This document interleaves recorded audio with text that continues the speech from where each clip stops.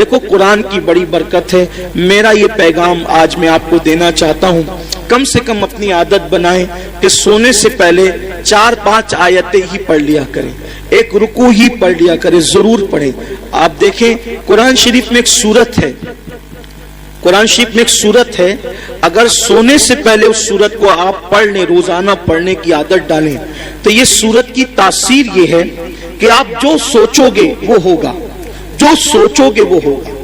اس سورت کا نام ہے سورہ مزمل. 2 رکوع پر مشتمل ہے یہ سورت, اور 5 منٹ سے بھی کم کا وقت لگتا ہے. 5-6 دن اگر آپ اس کو ریگولر پڑھیں گے نا سورہ مزمل کو, تو آپ کو یہ زبانی یاد ہو جائے گی, اور آپ سورہ مزمل پڑھنے کے عادی بنے. جادو سے بچیں گے, سحر سے بچیں گے, بلاؤں سے بچیں گے, یہ ہے. پھر بھوکمری سے بچنا ہے, فاقہ کشی اور غربت سے, یعنی مالدار بننا ہے. سوتے ٹائم سورہ واقعہ کی تلاوت کر. سورہ واقعہ مالدار بنانے والی سورت ہے. ایک مرتبہ حضرت سیدنا عبداللہ ابن مسعود رضی اللہ تعالیٰ, آپ کے وصال کا وقت قریب تھا. حضرت سیدنا عثمان غنی آپ کے گھر گئے, اور جانے کے بعد کہنے لگے, بھائی عبداللہ آپ کی بڑی دینی خدمات ہے, اب ایسا لگتا ہے کہ تم دنیا میں زیادہ دن تک نہیں رہو گے, اور تمہاری بیٹیاں ہیں, اور آپ مجھے وصیت کر دیں کہ میں آپ کی بیٹیوں کے لیے کیا خدمت کر سکتا ہوں. حضرت عبداللہ ابن مسعود اٹھ کر بیٹھ گئے, کہنے لگے, عثمان میرے بھائی یاد رکھو, میری بیٹیاں کبھی بھوکی نہیں رہے گی, میری بیٹیاں کبھی فاقے سے نہیں رہے گی, میری بیٹیوں کو کبھی مال کی تنگی نہیں ہوگی, آپ پیسوں کی بات نہ کریں. حضرت عثمان غنی نے کہا, کیوں عبداللہ, ہم تو یہ سمجھ رہے تھے کہ تمہارے پاس مال نہیں ہے, اتنے یقین سے جو بات کہہ رہے ہو ایسا لگتا ہے کہ شاید تم نے بیٹیوں کے لیے بہت مال اکٹھا کر رکھا ہے. عبداللہ بن مسعود کہتے ہیں, نہیں, بیٹیوں کے لیے مال اکٹھا نہیں کیا ہے, مجھے اپنے نبی کے فرمان پہ بھروسہ ہے. اللہ کے رسول علیہ السلام نے فرمایا کہ جو سونے سے پہلے سورہ واقعہ کی تلاوت کر لے گا اس کے گھر میں کبھی فاقہ کشی نہیں ہو سکتی. میں نے میری بیٹیوں کو سورہ واقعہ کی تلاوت کرنے کا عادی بنا دیا ہے, جب تک وہ سورہ واقعہ پڑھتی رہے گی انشاءاللہ کبھی ان کو فاقہ کشی کی نوبت نہیں آئے گی. یہ صحابہ کا یقین تھا. بہت ساری بچیوں کو رشتے نہیں آتے, سورہ یاسین پڑھے, عصر کے بعد پڑھے, ان کو اچھے رشتے آئیں گے. قرآن میں سب ہے لیکن قرآن پڑھنا نہیں چاہتے, تعویذ لینا چاہتے ہیں, تعویذ لینا چاہتے ہیں, وظیفے پڑھنا چاہتے ہیں. قرآن سے بڑھ کر کون سا وظیفہ ہے وہ بتائیں نا آپ, قرآن سے بڑھ کر کون سا وظیفہ ہے. دیکھو حضور غریب نواز رضی اللہ تعالیٰ جے پال جوگی کے سارے جادو کا جواب صرف ایک آیت سے دیا ہے غریب نواز نے, اس کو آیت الکرسی کہتے ہیں.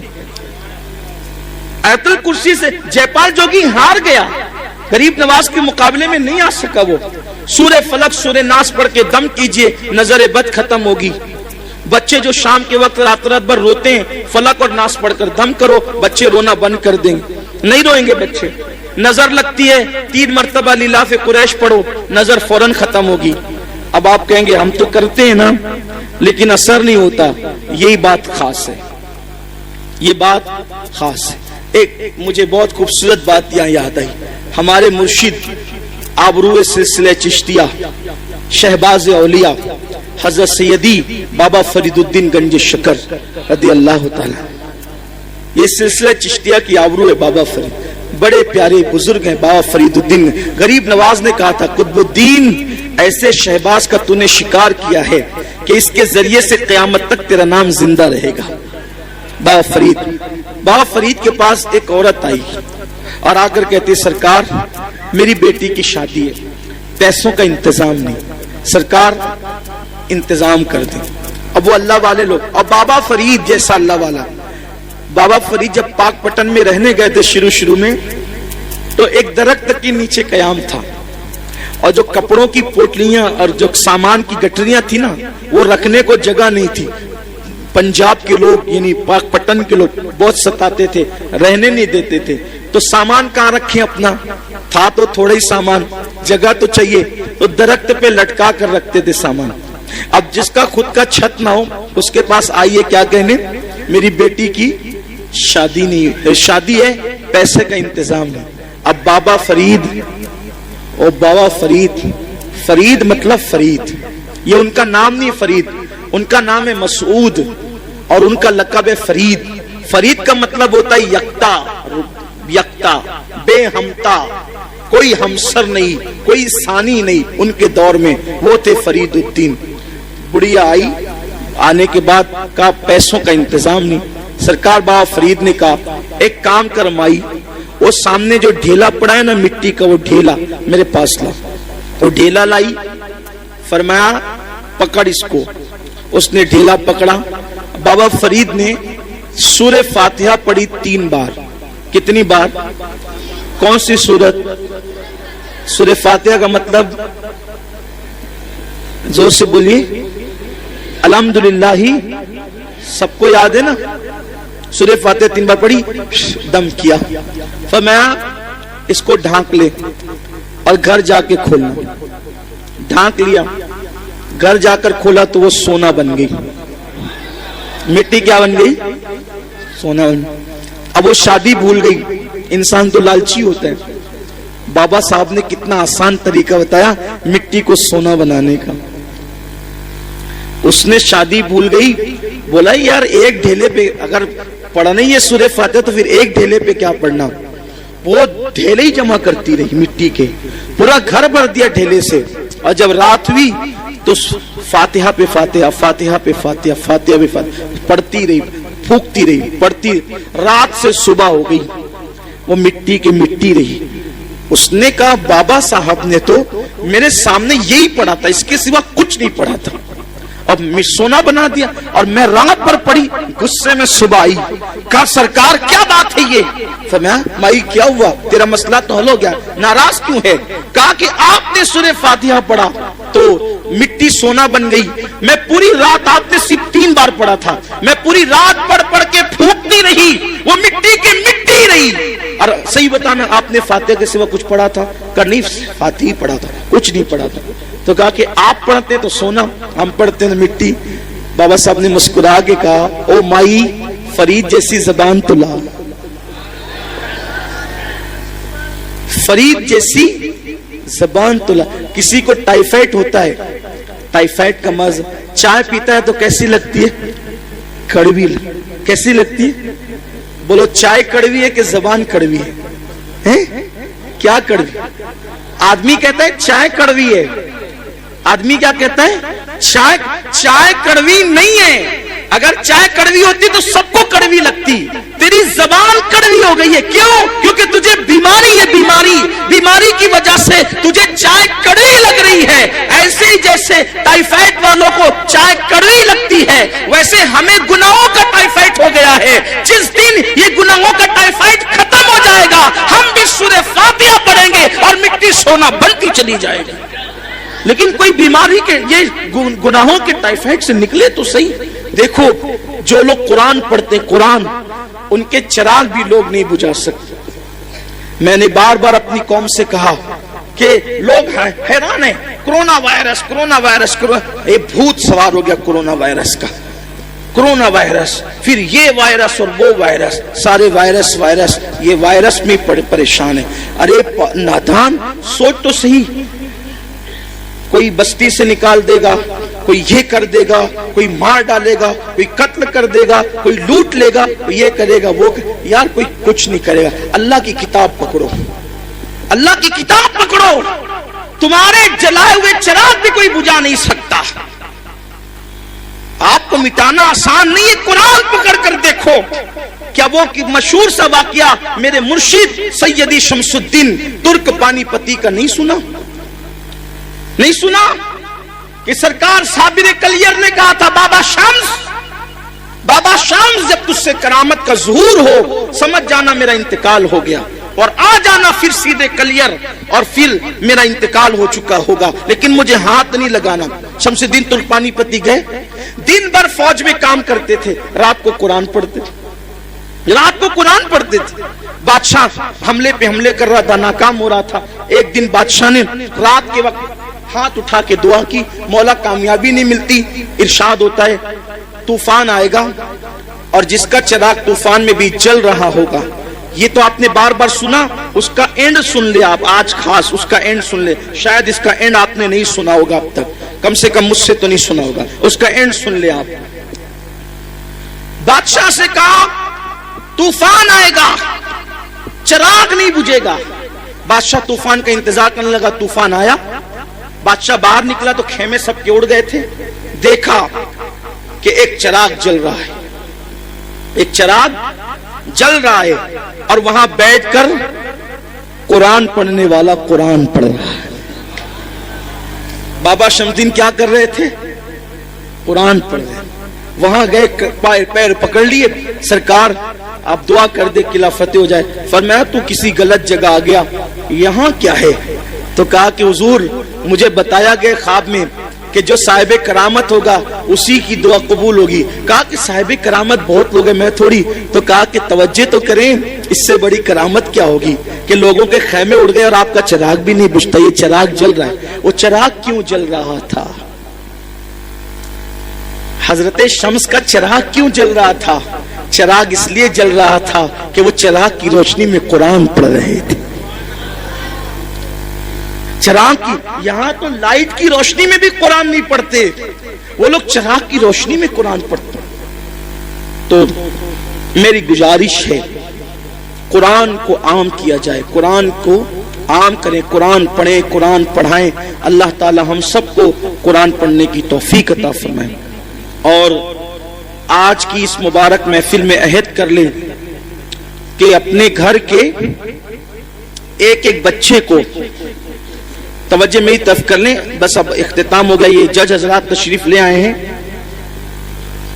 جب جج آ جاتے ہیں تو پھر اپنی ضرورت نہیں رہتی، اور یہ لوگ مجھے بٹھاتے اس لیے کہ جب تک جج نہیں آئے تب تک بیٹھے۔ یہ کوئی تقریر سننے کے لیے تھوڑی بٹھایا ہے، یہ تقریر کہا کہ جج آئے تب تک بولیے نا۔ تو جزاک اللہ، بڑی نوازش، اللہ آپ لوگ کو محبت و سلامت رکھے۔ اصل زندگی ہنس بول کے گزارنے کا ہی نام ہے۔ ہاں، غصے گرمی والے لوگ چڑچڑے ہو سکتے ہیں، متقی نہیں ہو سکتے۔ حضور سب سے بڑے متقی تھے، لیکن سب سے زیادہ مسکراتے تھے۔ مسکراتے رہیے، مسکراتے رکھیے۔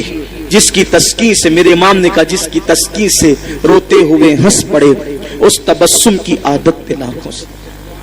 میری گزارش ہے، سنی دعوت اسلامی جیسی تحریک آپ کے یہاں اللہ کے کرم سے موجود ہے، ہمارے یہاں موجود ہے۔ اپنے گھر کے ایک ایک بچے کو عالم دین، حافظ قرآن بنائیے، اللہ کے لیے بنائیے، آپ کا گھر محفوظ ہو جائے گا۔ اگر آپ کا بچہ حافظ قرآن بن گیا نا، حافظ قرآن، تو وہ اپنے گھر کے خاندان کے 700 لوگوں کے، ایسے 700 لوگوں کی بخشش کرائے گا جن پر جہنم کا عذاب لازم ہو چکا ہو، یعنی جن کے لیے فیصلہ ہو گیا کہ یہ جہنم میں جائے گا، وہ حافظ قرآن اللہ سے کہے گا مولا میں حافظ تھا نا، یہ میرے خاندان کا آدمی، اس کو بخش دے۔ اللہ کہے گا جا تیری وجہ سے بخش دے۔ 700 لوگ، وہ اتنوں کو لے جائے گا تو اس حافظ کا مرتبہ کیا ہوگا، اور اس کے ماں باپ کا مرتبہ کیا ہوگا؟ سبحان اللہ، کیا مرتبہ ہوگا اس کے ماں باپ کے سر پر ایسا نورانی تاج رکھا جائے گا کہ اس کی روشنی سے پورا میدان محشر منور ہو جائے گا۔ اور اتنا آسان ہے بھائی، کتنا آسان ہے۔ میں یہ نہیں کہہ رہا ہوں آپ کو اسکول سے ہٹا لو، نہیں، اسکول پڑھتے ہوئے حافظ ہے۔ یہاں جتنے بچے اسکول پڑھتے ہوئے حفظ کر رہے ہیں ذرا کھڑے ہو جاؤ تو۔